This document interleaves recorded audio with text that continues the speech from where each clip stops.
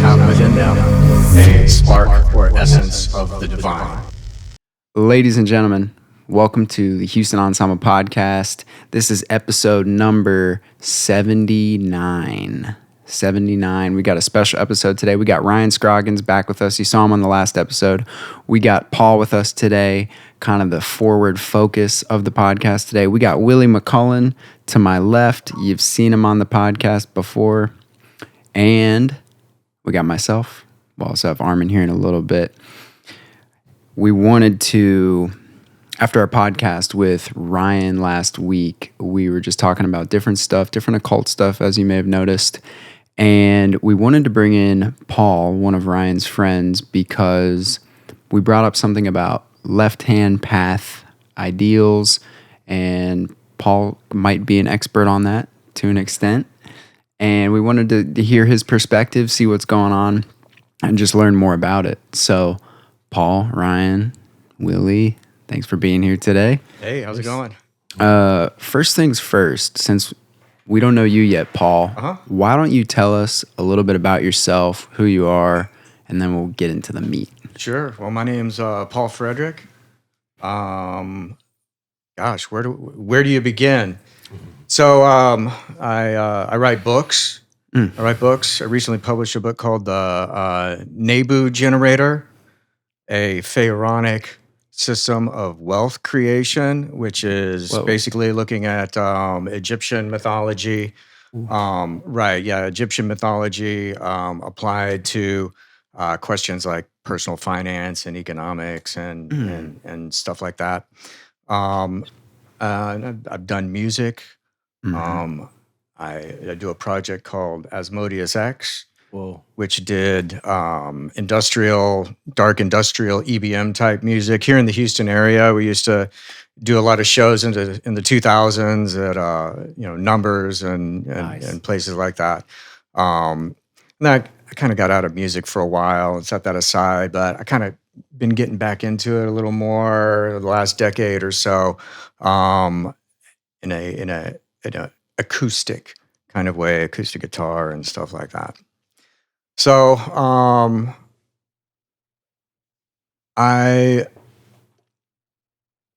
since a very young age, always had questions about things, about the world, what life is all about and stuff like that. And the family that I came from, it's a combination of, and this is in Missouri, is where I was kind of like grew up when I was like very young. And, there's a combination of Baptists, and my father was a kind of an existentialist, but a lot of Baptists in the family. So I kind of had this weird mix of, there's religiosity around, and we'd go to church like on, special occasions or when we were visiting relatives and stuff like that. But other than that, my father always encouraged me to ask questions about things and have an inquiring mind, and that's sort of been a guiding focus for me.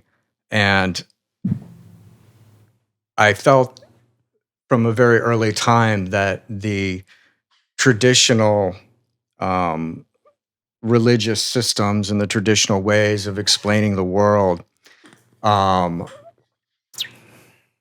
were lacking in that many of the people involved with them themselves did not really know or understand the full technology of it, or didn't really want to go that far to explain, what is the meaning of life really, And, there's those basic questions that I think everyone has, like, if God is so good and loving, then why does he allow evil to exist? And, can God create something that's so heavy that he can't lift it? And you ask questions like this when you're young, and the response that you get is, well, you got to have faith in Jesus and stop asking those questions, Yeah, Stop asking those questions. You're not supposed to ask those questions. Right. You're not supposed to ask those questions.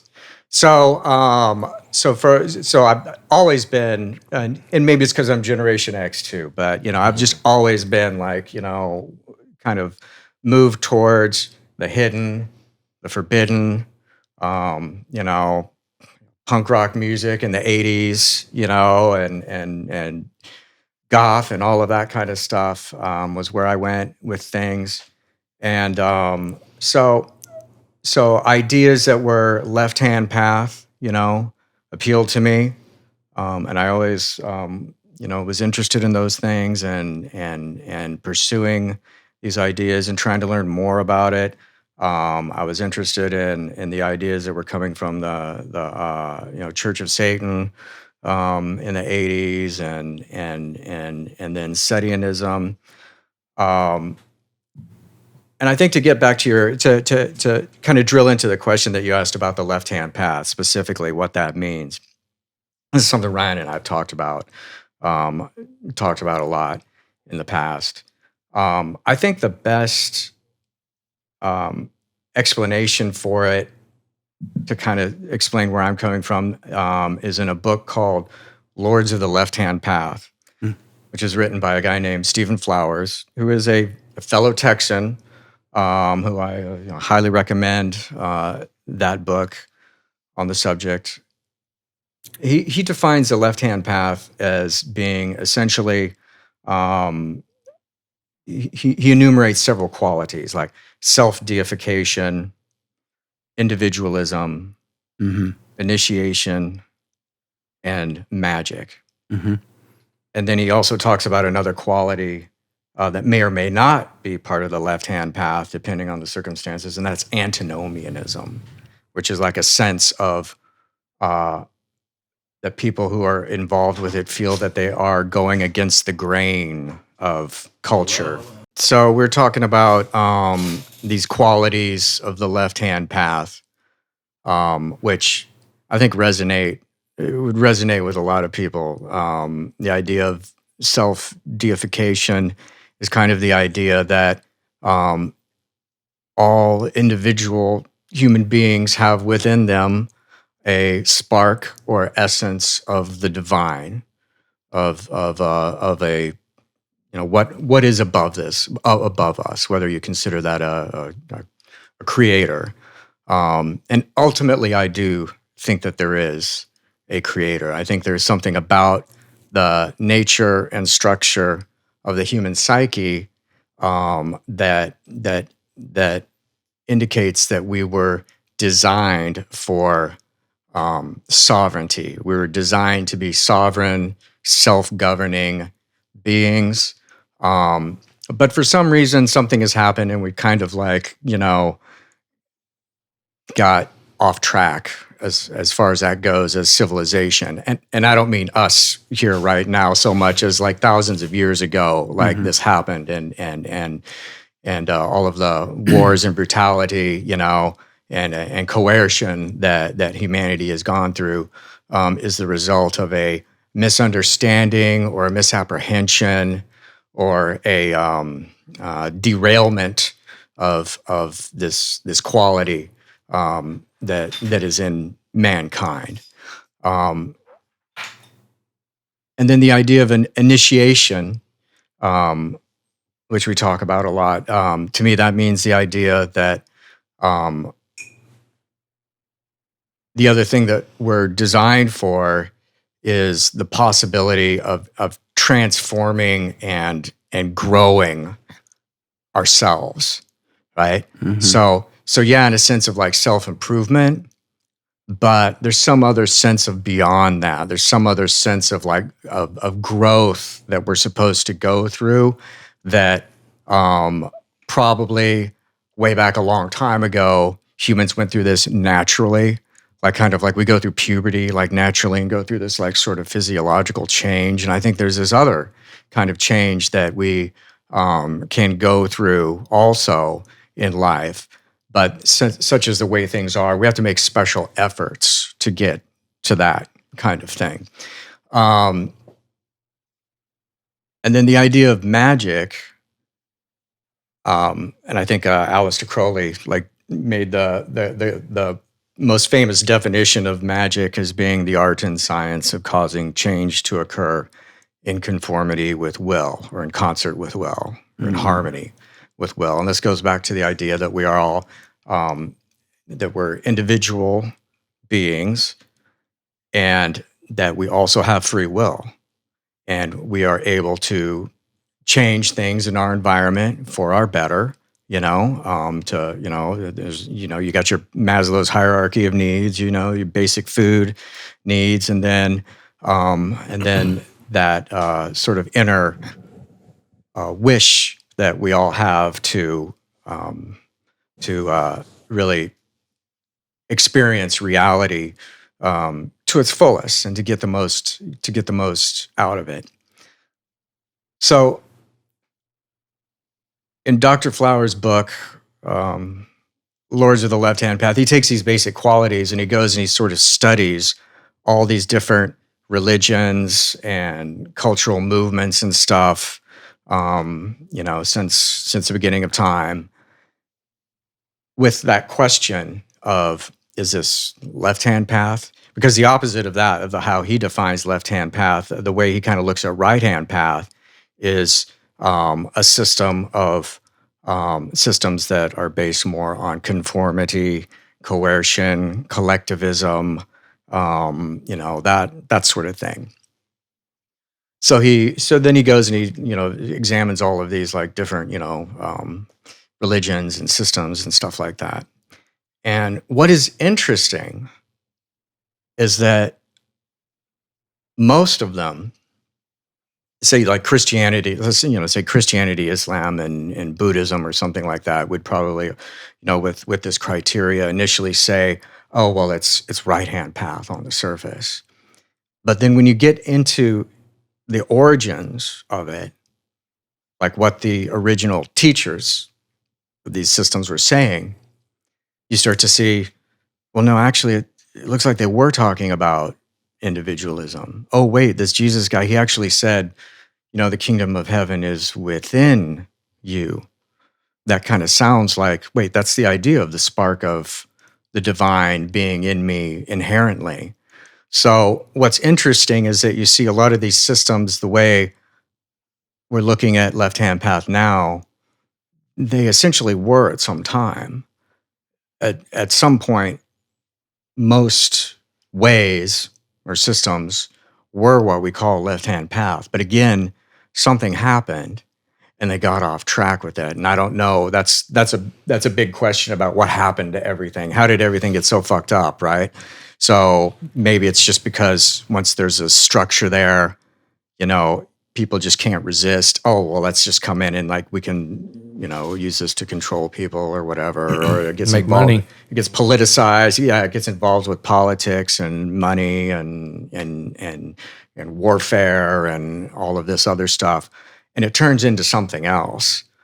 But I mean, that's why the seed of it is still in there. The seed of it is all still in there. So I guess all that to say is that what is meant by the term left-hand path might mean, for me, a very intense personal kind of pursuit. But ultimately, underneath it all, I think there's just one real way, right? Mm-hmm. Like in Taoism, has this term Tao, which just means way. Well, there's just a way. Yeah. Mm-hmm. There's just a way, or else there's not. In the last podcast, I don't know if you saw it, we were talking about the right-hand path and the left-hand path meet at the top of the same tree.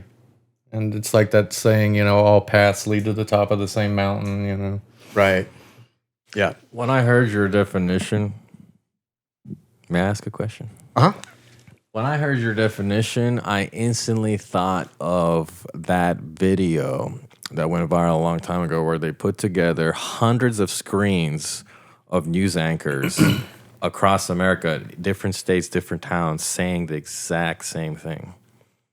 And they were doing this. Yeah. And I think, yeah, it's creating or causing things to happen through will. And so when I see this really aggressive imposition of ideas and ideologies upon the people through a variety of vectors, my light bulb goes off and it thinks these people are doing magic on us. They're whatever you want to call it. That's a spell. It's they're spell casting, but constantly, aggressively. What are your thoughts on that? So, yeah. No, that is. I mean, that is magic of a kind. So, in terms of the definition of those things that I was just laying out, that would be considered white magic. That would be considered because it's magic that's just meant to that's magic meant to obliterate the individual. It's meant to obliterate individual free thought, right? And that's called white magic. So right. So from that point of view, it's meant to create a herd. It's meant to, like a collection, like a one mind rather exactly than like a hive mind. It's like groupthink. In relation to that definition of left-hand path, that's why that would be considered right-hand path or white magic. And so this definition is coming out from the understand this idea of left-hand path is something that has evolved from ideas like starting with like Anton LaVey in the 60s, Michael Aquino in the 70s, and thinkers like this, along the way. I mean, there's a lot more people, obviously that were involved with these ideas, right? So coming from that headspace, that would be the definition of that. That's how I would see that. I would call that, for us to have a conversation about our values Mm-hmm. and about what we think truth is. We don't have to necessarily agree on terms like right-hand path and left-hand path, right? We can all agree that something like that you were describing, well, that's evil, right? There's something fucking wrong with that. Mm-hmm. It's not going to do any good for anybody, right? And that is what, as human beings, that we connect on is those values. There's something about the world, about the nature of reality that we live in, that is impermanent and that is in flux and that is subject to these things, like in Buddhism they call it Maya, and Zoroastrianism they call it the Druge or the lie. Right, there's this part of reality that's like fickle, right? And we all, because of that, the words that we use to get through life could sometimes change, right? Mm-hmm.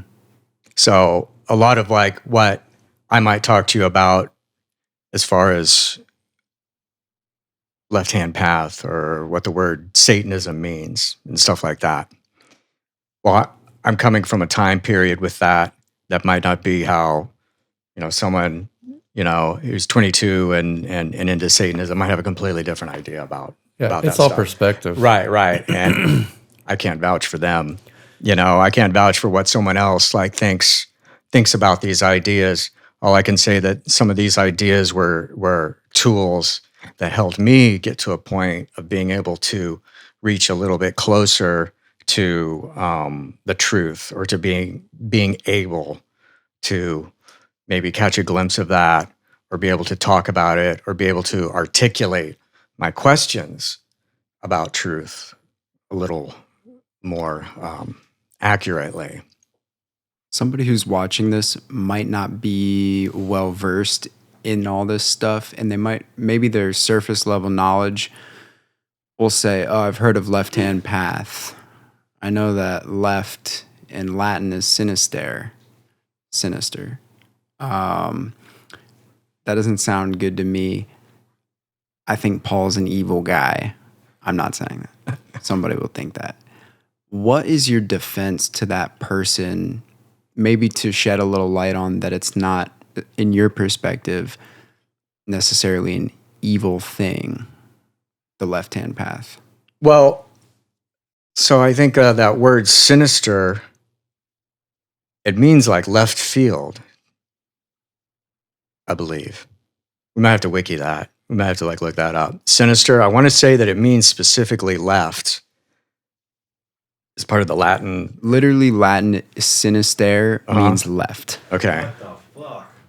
So, and I believe that where that word comes from is that people who were left-handed were considered evil Right. in medieval times and would be, I don't know, put in the stocks or burned at the stake or something. But of course, nowadays, we know that that is not true. So my challenge really with that would be that if someone said that, they would need to define what they mean by evil, right? And if someone is defining evil just based on someone being left-handed or someone wearing black or because of how they look or the kind of music they like or some completely, inconsequential, superficial thing like that, I would say that that person needs to think about their definition of evil. Because to me, evil has to do with coercion. It has to do with force, right? To force or coerce or harm anyone, any other, human being against their will. To me, that is evil. And to like in your example, Armin, to coercion through propaganda, mass propaganda goes under that heading as well. And those are my values, I believe that's evil because I believe that the individual is sovereign. I believe that we come into the world and designed to be, individual sovereign beings, to live in harmony with each other and nature, and to have pleasure. Right? We have all these special capacities in us as human beings, extra intense capacities within us to experience pleasure and to experience reality. And I'm sure you guys are aware that the human brain, we only use like 10% of it or something like that, 10% of the capacity, but we're designed to be able to do like so much more. And so that's where, to me, the idea of initiation or self-initiation comes into play there. I have a question about that. I have a question about that huge untapped human potential, why it's like that, and what I can do to understand more about it. And I believe that in cultivating ourselves in this manner, cultivating myself in that manner, that's really the best thing you can do for humanity. Working on yourself. Right, exactly. Rational self-interest and personal responsibility. So something else that I've really resonated with really strongly is Zoroastrianism, and this goes back to Stephen Flowers also. He did a lot of research on this. He published a book a few years ago called The Good Religion, which is a review of Zoroastrianism. But Zoroastrianism is one of the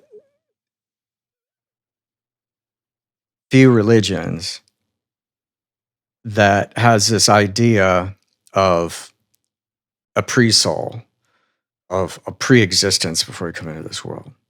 Now, I think that used to be in Christianity, and I think you can find little hints of that in bits and pieces of it and other systems. And like in the Eastern stuff, obviously there's like reincarnation. There's this idea of coming back and coming back and coming back. But in Zoroastrianism,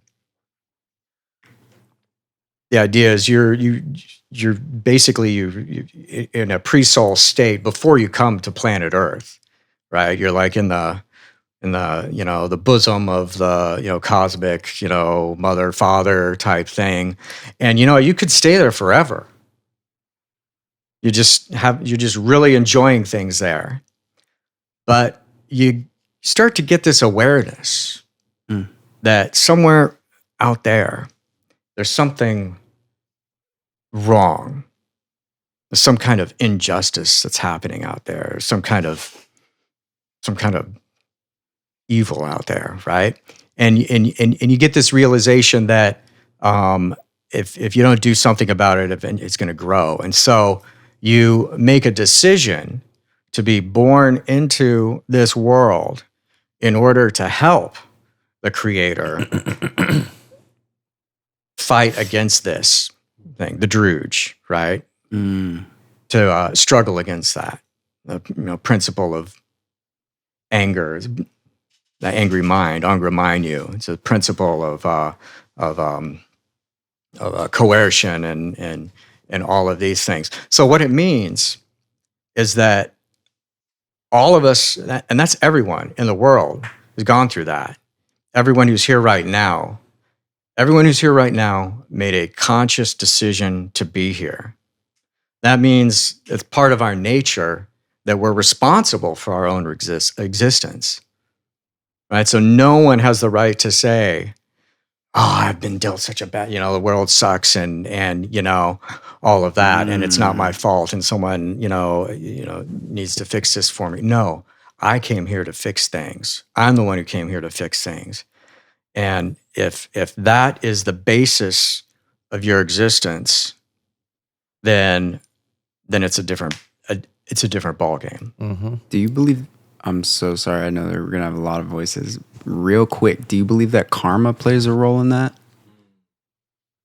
Karma, or is that somebody else's perspective that's been influenced? I guess to you, does karma play a role in that, especially when it comes to the hand that you're dealt? So I've heard discussions of karma yoga. Like I believe the idea comes from this school of there's different types of yogas other than just the sit on the ground and, Other than hot. Right. And like karma yoga, I want to say, is a yoga of observation of the laws of the universe and our interactions with the universe.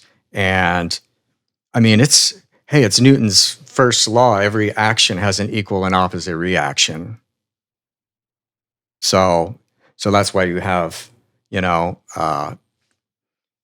and the Taoists and stuff saying, actually be really careful. Actually, maybe don't, Knock the bug. Right. Be actually really careful before you, open your mouth, before you get involved and start pushing things around and stuff like that. Because I think that there's some truth to that, equal and opposite reaction. I mean, people set things in motion all the time with things they do. What are the natural laws? What are the natural laws? That's a big question. I don't know if I know the answer to that. Okay, but hold on. I do want to say that is what we're talking about right now is very similar to what we were talking about in the last podcast, where we were talking about you got to be careful when you're judging other people, because I go back to that quote, there's nothing wrong with the playground equipment.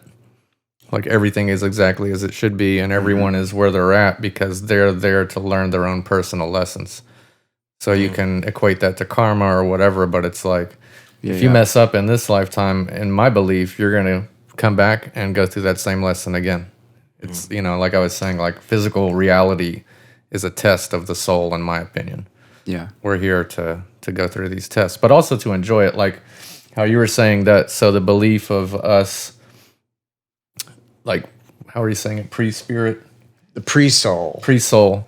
So that's like a Atlantean / Lemurian belief too, and they say the same thing, but they also say, it's we're attracted to this physical reality for incarnation, because not only do we want to make things right and help people out, but we also want to enjoy the beauty of what it actually is to be here and living in a physical reality, whether it's through art or music or nature or, we don't have that outside of the physical reality.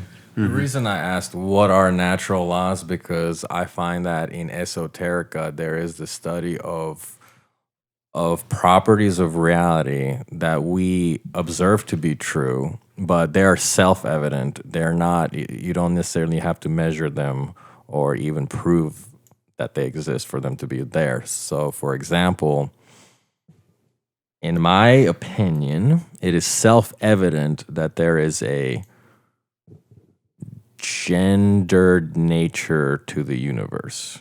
The feminine and masculine principle is in everything. But the best way to look at it is obviously through the man and woman. I think that the man and woman were perfectly designed for each other, like perfectly. And there's chaos in that perfection too, but that's part of the perfection.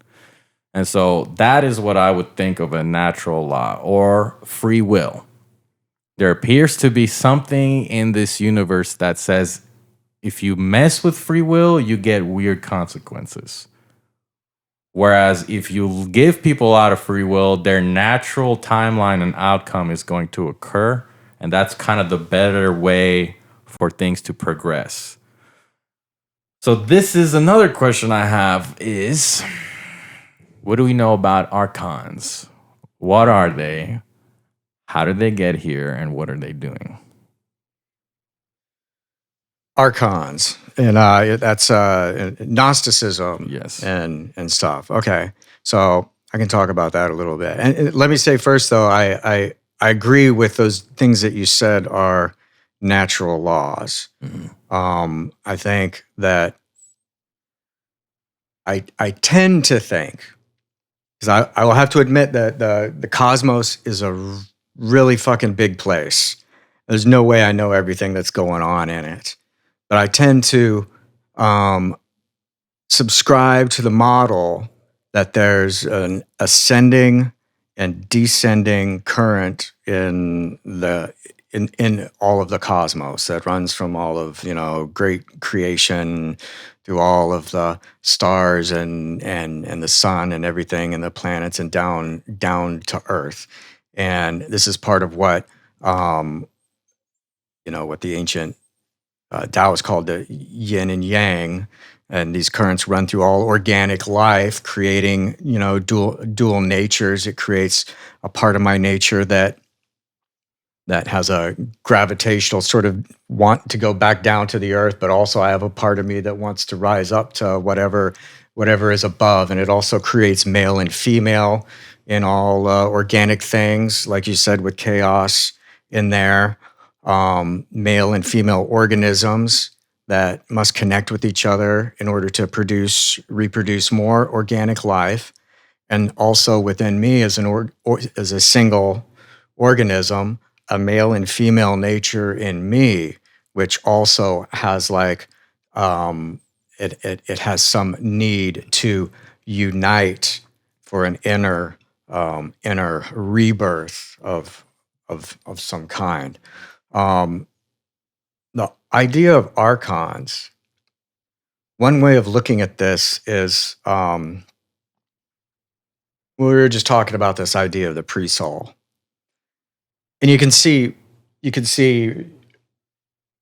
really easily that while this idea kind of turned into angels in Christianity, right? It's all of the spiritual beings that are up around the absolute creator. And then there's this idea, but you see, the thing is, once you think that, then you realize, well, does that mean that as they descend into matter, they become human beings? So we were basically angels. Does that mean we're angels later? This is one of the questions I always had when I was a kid. to the Baptists and stuff around me. It's like when people die, oh, so they're like angels? No, no, no, no, no. No, he's with the angels now, Paul. He's not an angel. Right? So there was something forbidden about thinking in such a way. Well, that's funny. I was about to say, if you were an enlightened Christian, the obvious answer would be yes. Right. So so there's this idea of beings descending into matter, and for a reason, because they have to do that in order to become really, I don't know, really conscious or really alive or something like that. They have to experience some part of that chaos that's part of this world down here that didn't really exist up in the pure, absolute, pure realm of forms, right? They need to go through that in order to become pure individuals or something. I don't fully understand it. But so I wrote this book a little while back called Daemonosophy. That's the name of my podcast too, Daemonosophy. And I kind of intended this as a map to go two different ways. That in one way it goes to the past, and this idea that there was higher beings, like maybe archons or something like that, or maybe titans, or giants, or there's all kinds of different ideas. Most cultures have this idea, though, that before we were here, there was some other race of beings that were somehow more enlightened than us, and that's where we got the idea for how to build pyramids and stuff like that. So you go one direction with that, and then the way into the future with daemonosophy was the idea of the daimon, which is in the Greeks called the daimon, is the part of our individual consciousness that is higher, that already knows all of this stuff. Actually, it's the part of me that descended already down in here, but in coming into the world here, you get kind of separated from it. So in one sense, that is the aim of initiation. And another initiate came out of the Golden Dawn, named Aleister Crowley, talked about this in terms of the Holy Guardian Angel, to represent that idea also, that is the aim of initiation and self-improvement and everything like that, is to reconnect with that higher part of myself, which is, it's an angel. I mean, you can think of it that way. Whatever it is, it's beyond our understanding, but there's something there, and I want to try and reach out to it. We had mentioned a little bit ago that you said it seemed that the right-hand path was sort of a collective hive mind, something along those lines.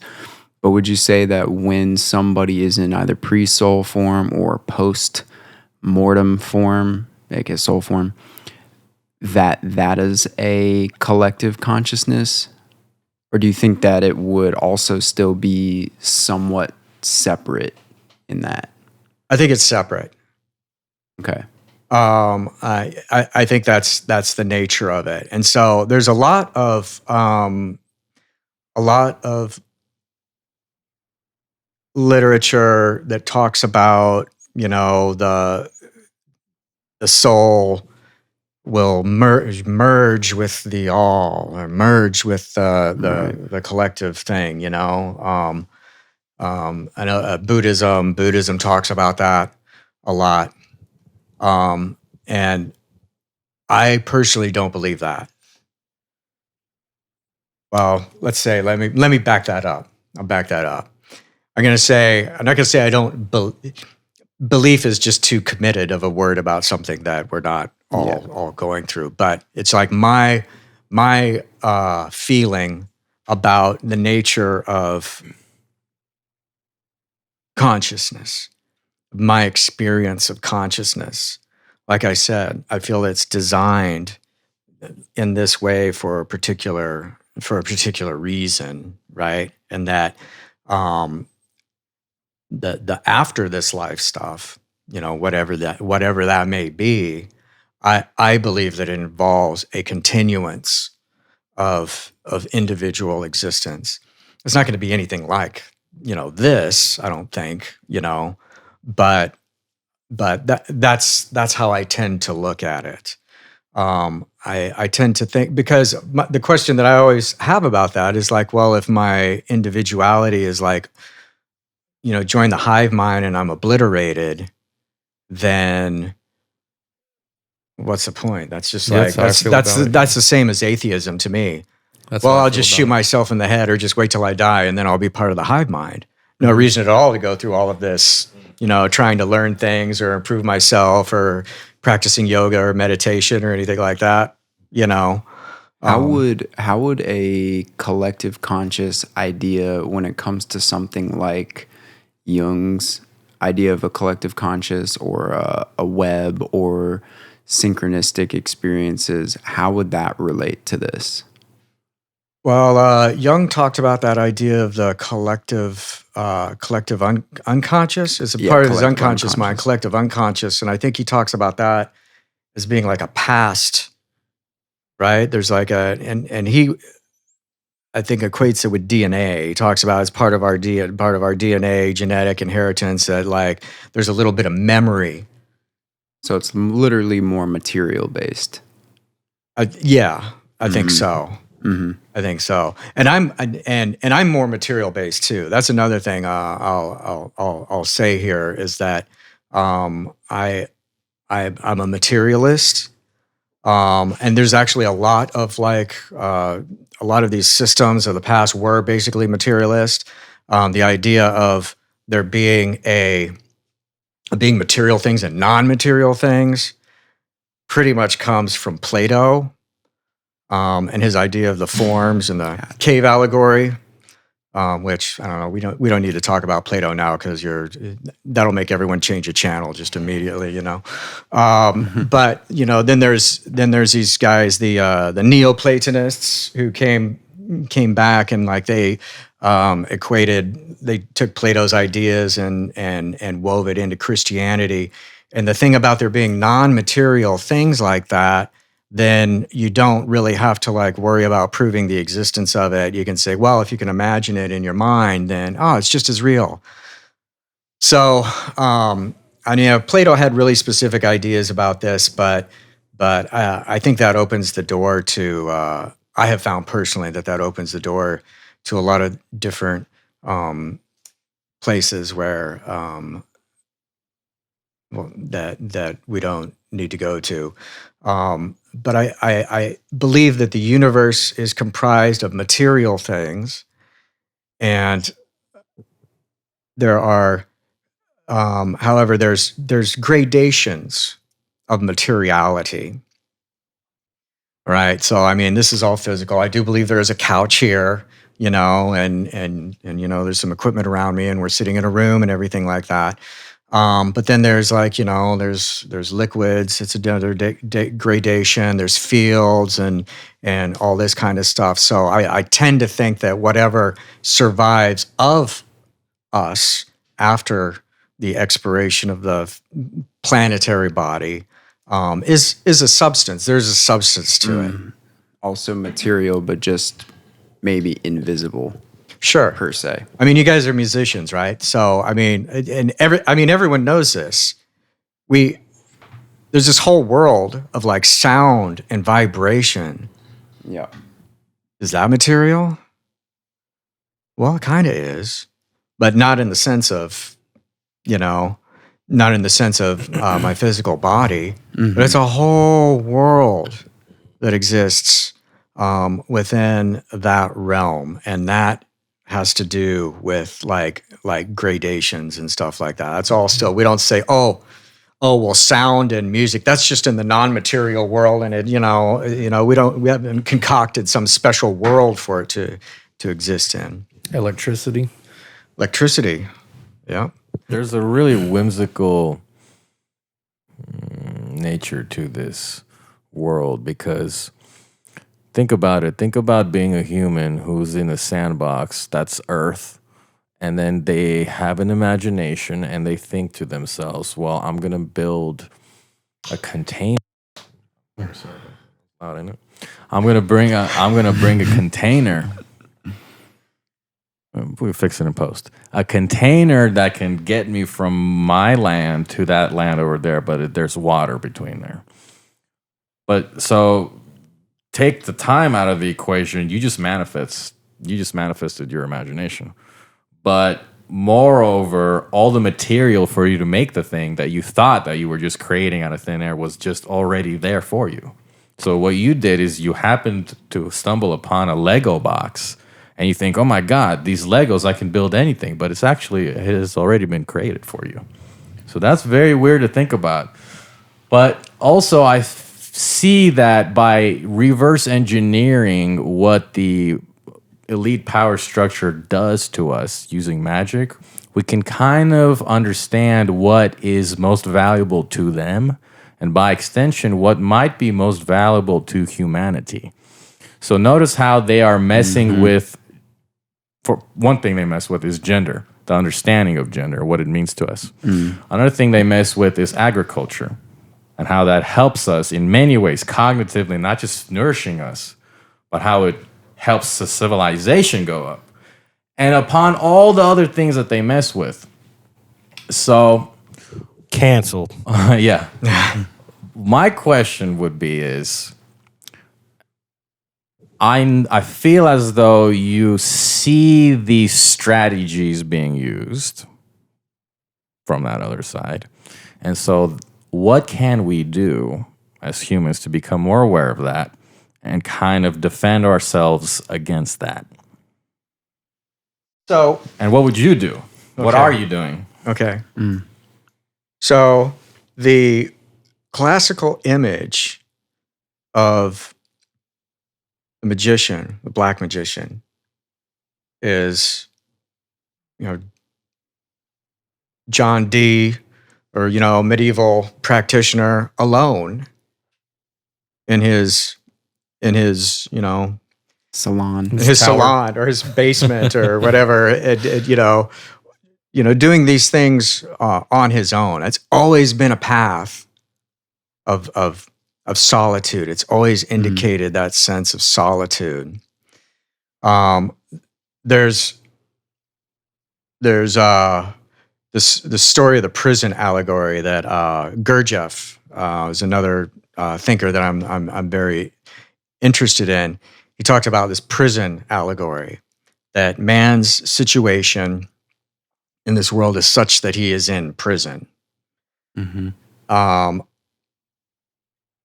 And then the first step is waking up to that, right? And once you realize that you're in prison, if you're a rational person, you can't hope for anything but to escape it. But you realize really quickly that you can't escape by yourself, because you're in a prison. You need to make plans. You need to figure out when you need to get tools and stuff like that. So you need to find the others who've realized that they're in prison, the few. And it's always the few. It's never everyone escapes from prison. That never happens. It's not everyone. It's the way those laws you were talking about, that's a natural law right there.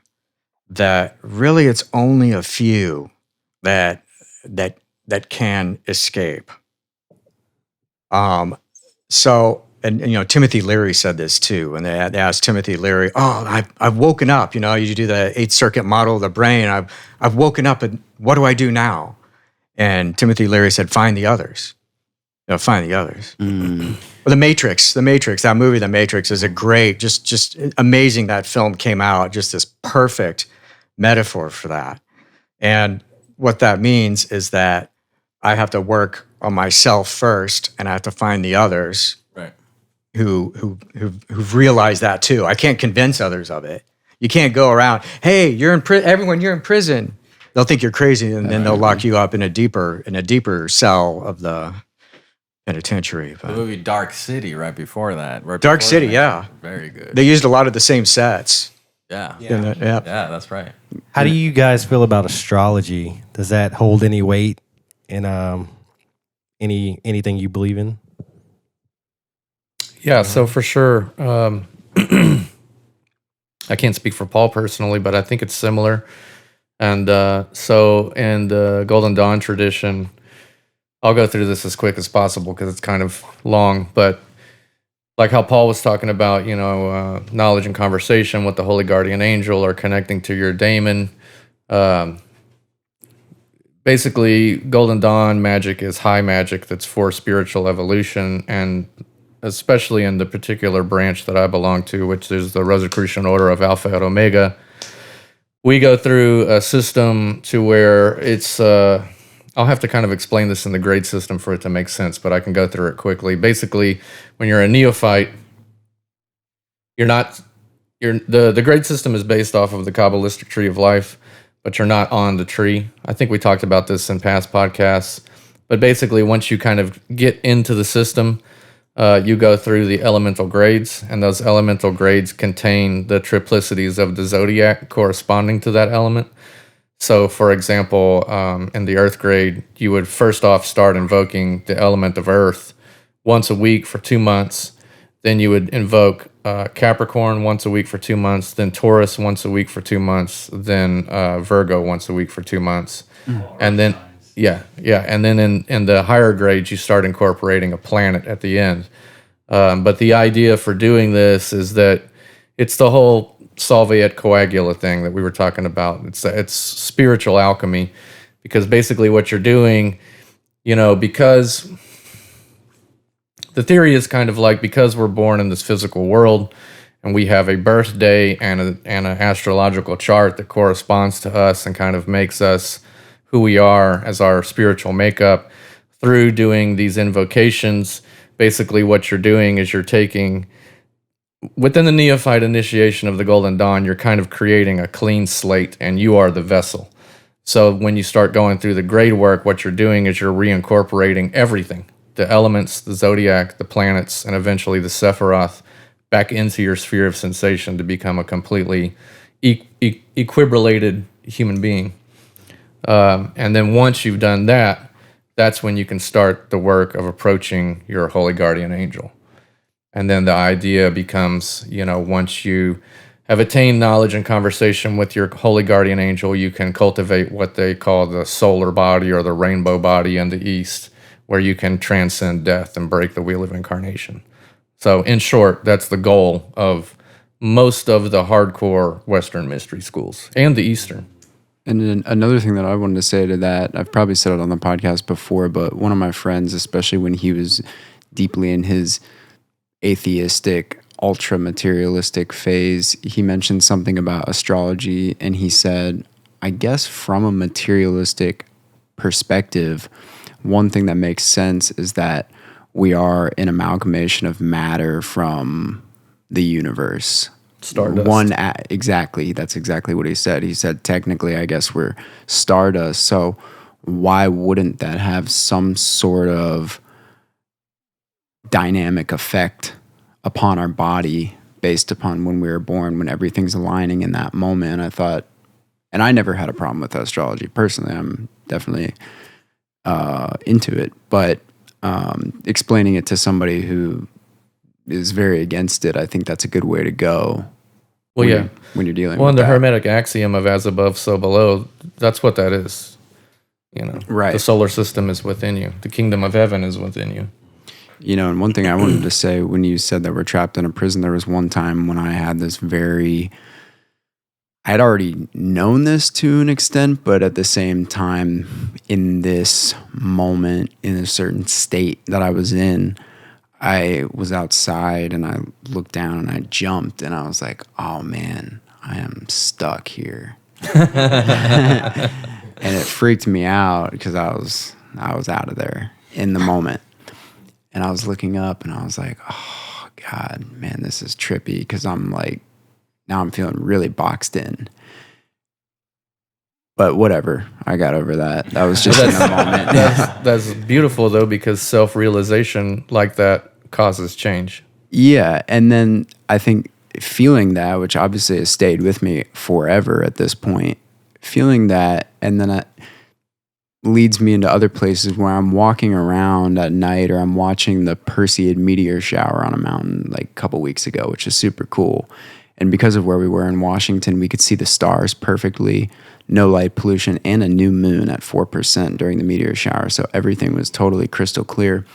But I said to my girlfriend, I was like, I don't walk around every day truly believing that the stars are what they are, or as what I've been told they are. I understand that there are these luminous bodies above me that are moving and have a certain thing, and that's great, and I'm down with that.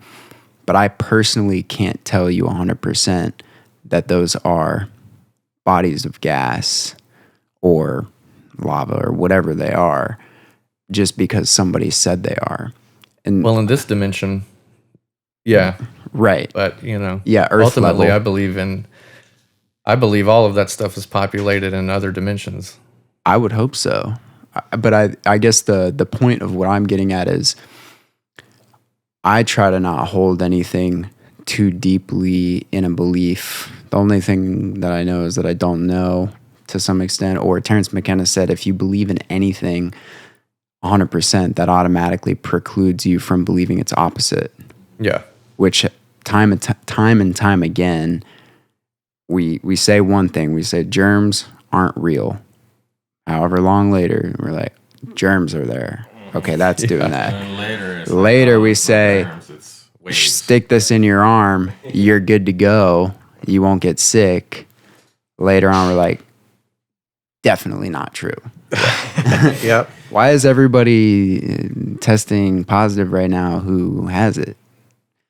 So, I don't know. I'm just saying, for me, it's like I'm not going to limit myself for sure. Like, I won't do this in an irrational manner, but at the same time, I kind of need to see in order to believe.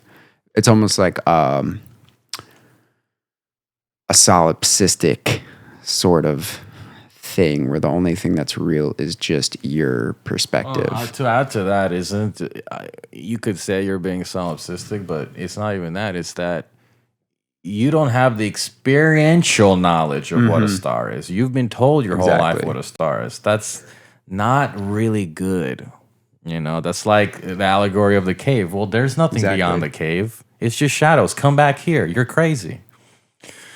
Yeah. So, but I think that's a good way to live to a certain extent, because it kind of frees you up.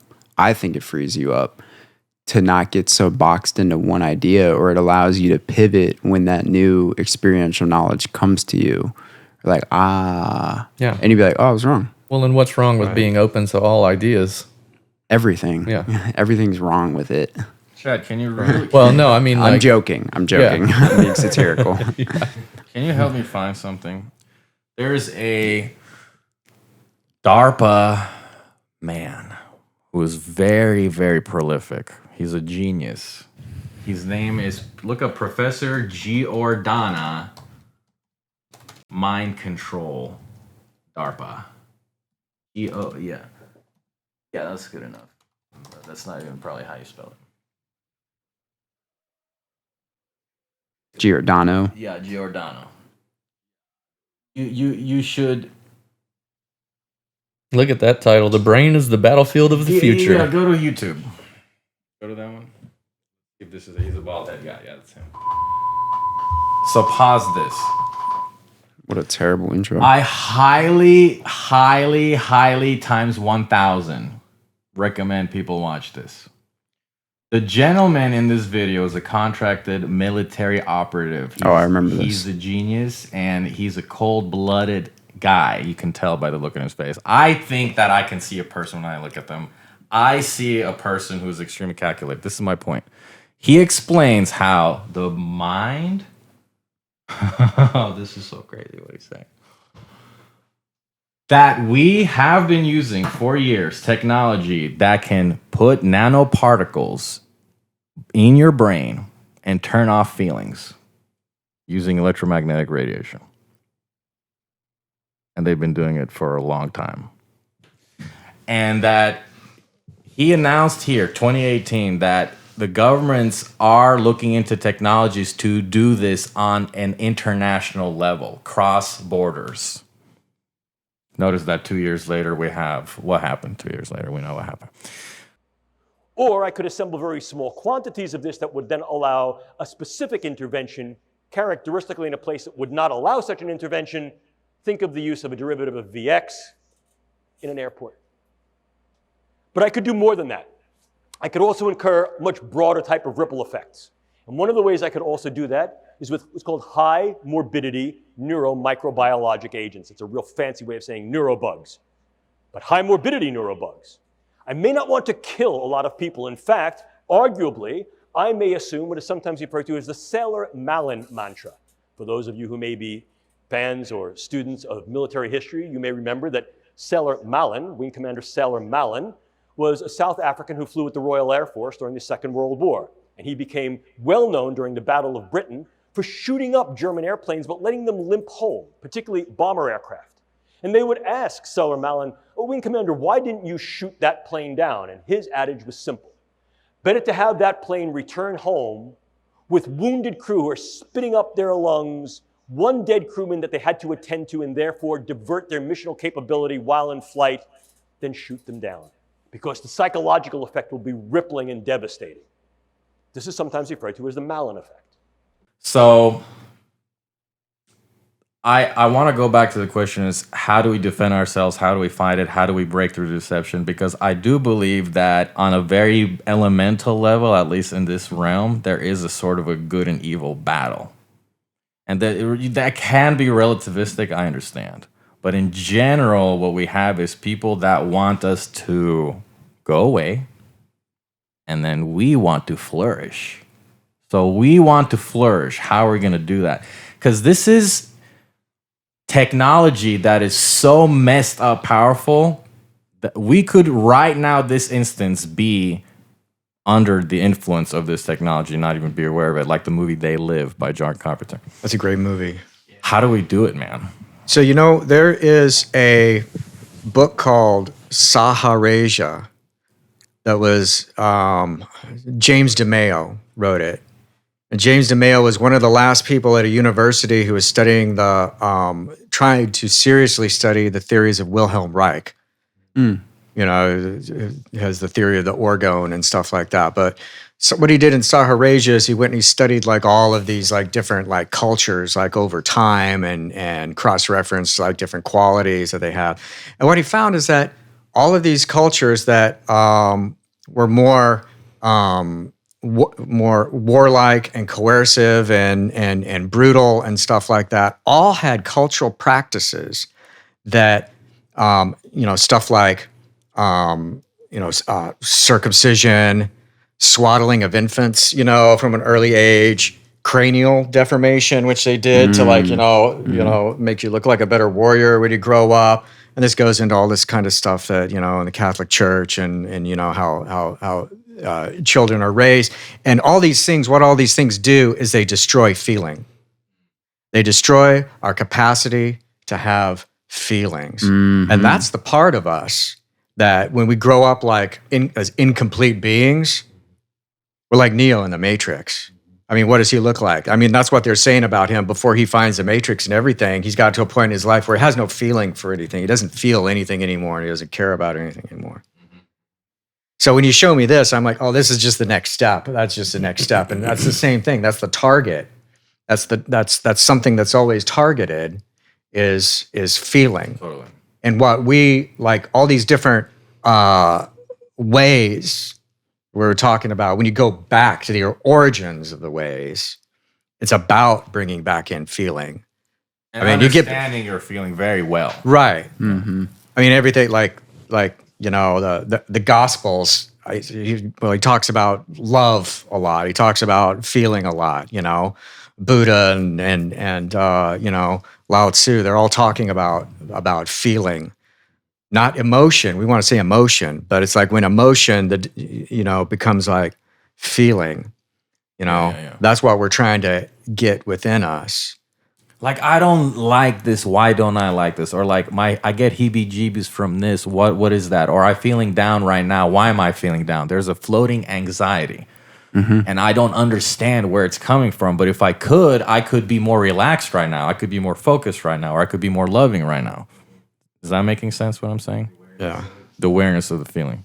Yeah. And sometimes, and just to relate this to music a little bit, in the classical music world, especially in the classical music world, a lot of people take beta blockers in order to, whether if it's before a big audition or a huge performance, they'll take that in order to quell the natural anxiety that's in them just about going on stage, soloing, whatever. And it'll quell the physical effects of anxiety, the shaking, blah, blah, blah, blah, blah. Not really mental. Not super mental, but that's one part of this. And then the other thing is that I personally feel like maybe sometimes it's good to have a little bit of anxiety, especially for something like a musical performance, because if you were feeling so dead, or if your feelings were completely muted, you're not going to have this little spark of fire that's in you. Oh yeah, no, you need that adrenaline, and so that's adrenaline. another big problem is that the pharmaceutical industry Yeah. is shooting people up, or you're giving them pills, right? Pills to take away feeling, basically. Yeah. I know there's there's a more technical explanation for it, but to me, that's what I see is that people are losing their feeling, and Totally. and you have anxiety about stuff that's going on in the world. Well, you're supposed to have anxiety. Right. You should have anxiety about what's going on in the world right now. Yeah. There's nothing unnatural about that at all. Right. You should have some anxiety, and learning to deal with that anxiety. That's part of the work. This is where you learn the trick. This is where it becomes initiation. Is when you pull that inside. When you start to bring that inside and consume that and look at what Becoming an and, alchemist. I'll tell a cool, Right, inner alchemy.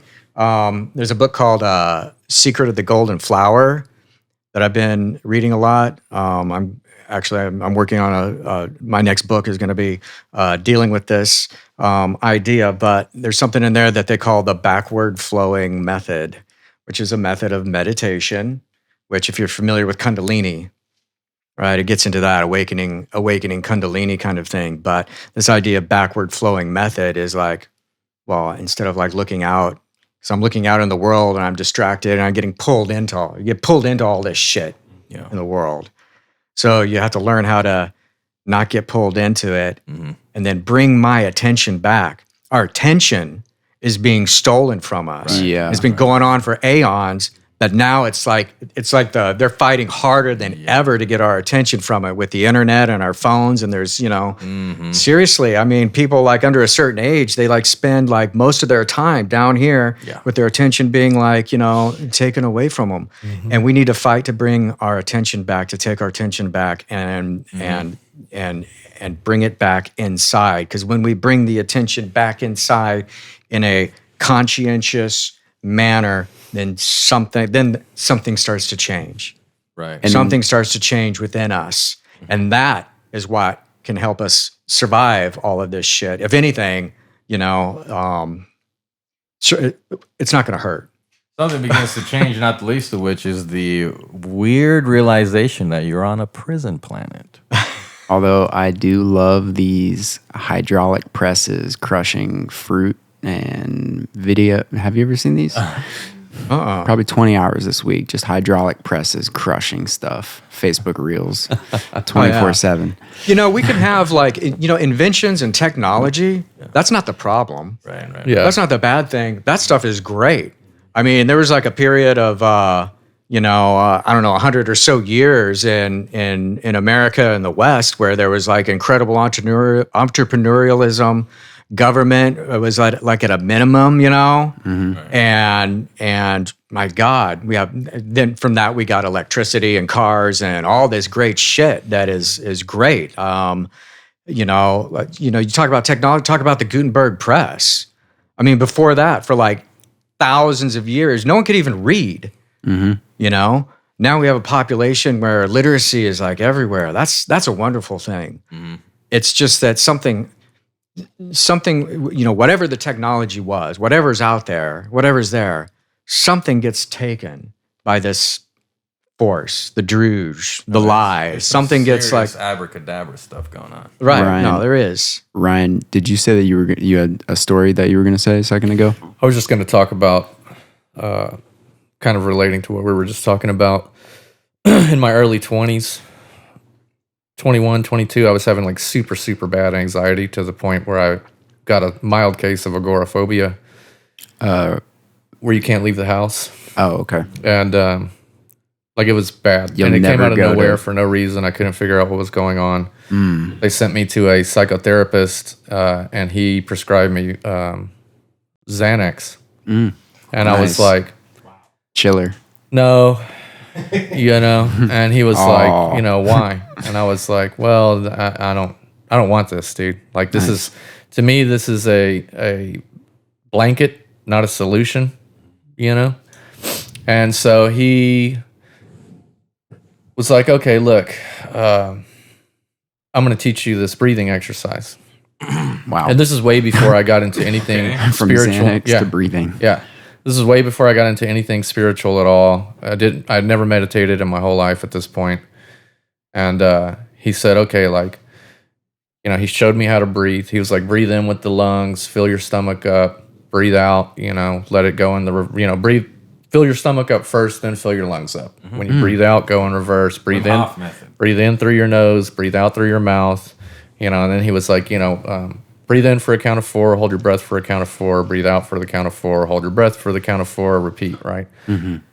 And he like sat there with me and like had me do it until he was like, okay, you're doing it right. Now, when you start to feel anxiety come on, he was like, it's going to be hard at first. Like you might have to be alone to do this, but you'll get to the point where if you practice this enough that you could fight off an anxiety attack in a building with hundreds of people in it by using this technique.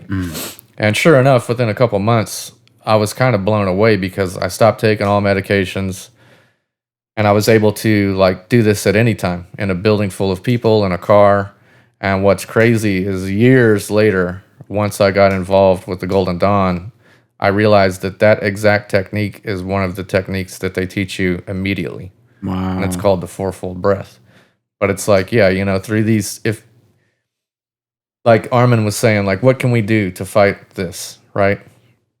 I think it's a combination of being aware, not denying physical reality, and cultivating spirit. Like, if you're doing those 3 things, you're going to be fine. And you're going to grow.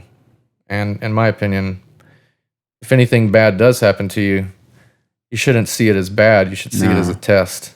And that's what we've been doing for the past, especially in the past year. And if you live your life like that, man, you're gold. See, and going back to what we were talking about earlier, especially with the legal stuff, that would give me some serious anxiety, more because it's just like all my finances are on the line. That's my big thing. It's just like, will this become such a big problem that I'm going to like really mess some stuff up? And during that, I was like, you know what? I'm not even going to worry about it. I know that the path has me, whatever it might be, even if it's really bad.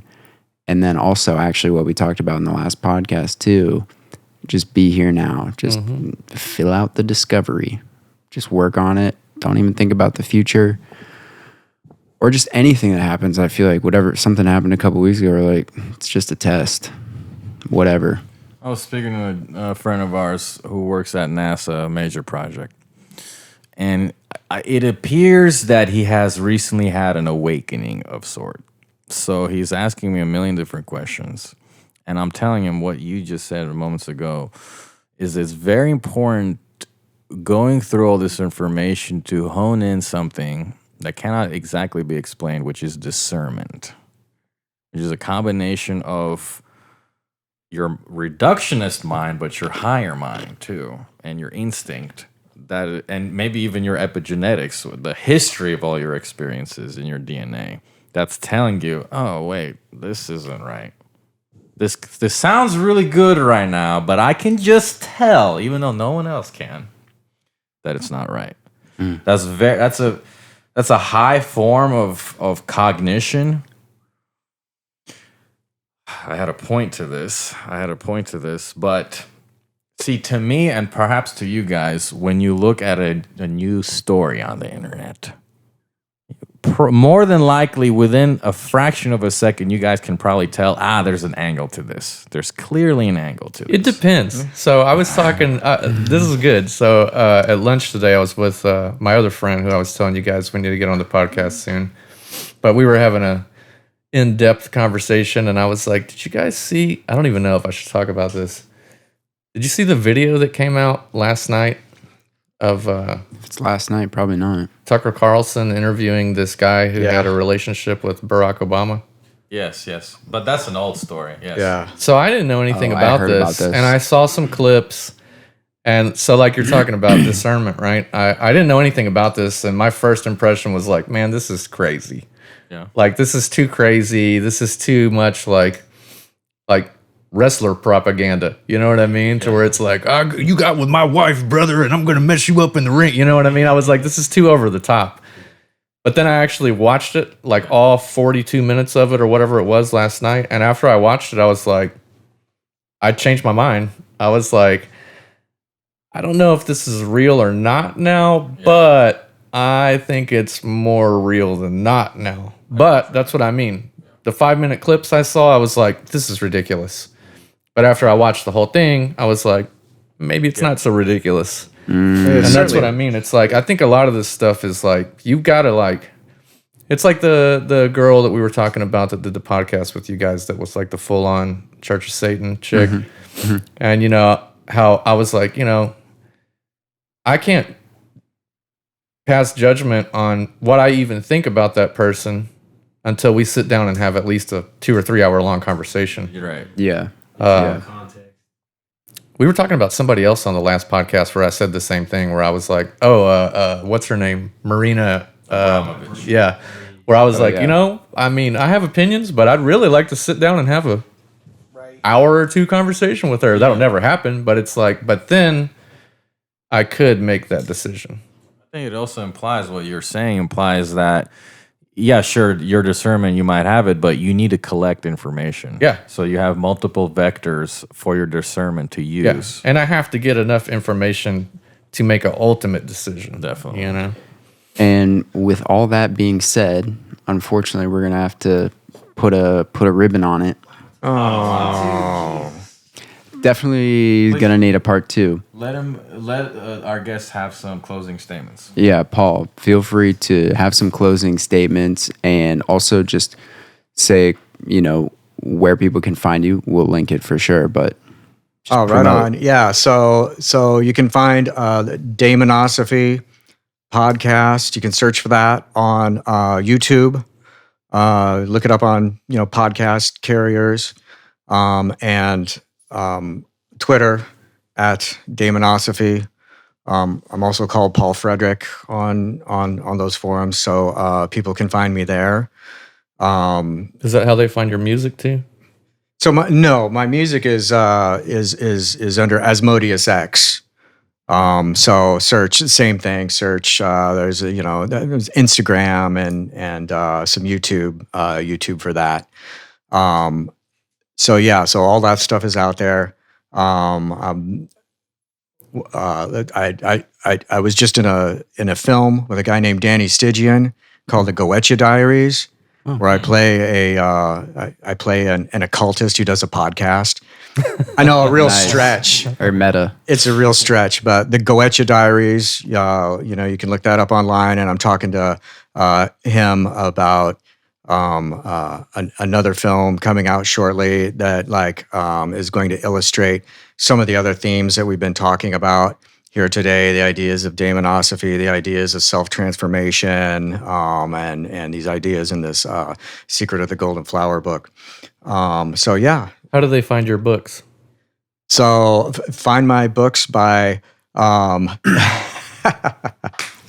need to put them up on the, there's a daemonosophy.com.